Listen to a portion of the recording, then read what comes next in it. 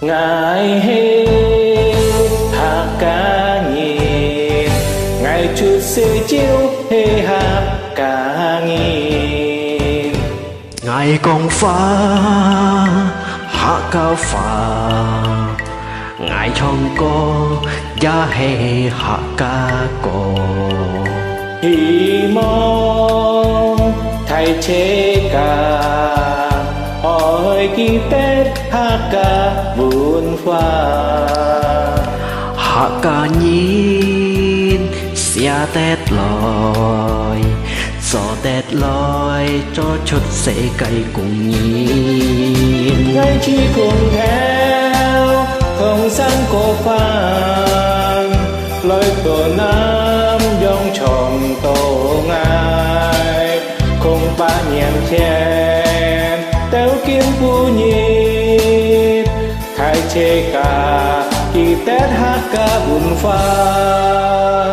Ngài hê hạ ca nhìn, Ngài chút sẽ chiếu hay hạ ca nhìn.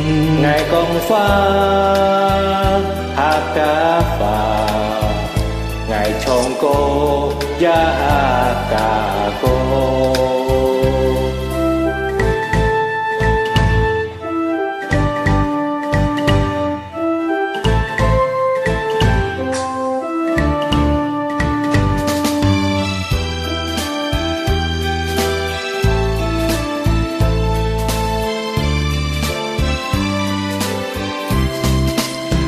Ngài chỉ cùng đeo thông sẵn cô phàn, lấy tờ nam dòng trần tổ Ngài.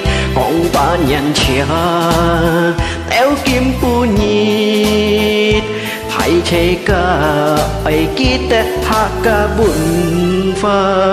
Ngài hê hạ ca nhìn, Ngài chút sẽ chiếu hê hạ ca nhìn. Ngài công pha hạ ca phà, Ngài trong cô gia hê hạ ca cô. Ngài công pha hạ ca phà, Ngài chồng cô gia hạ ca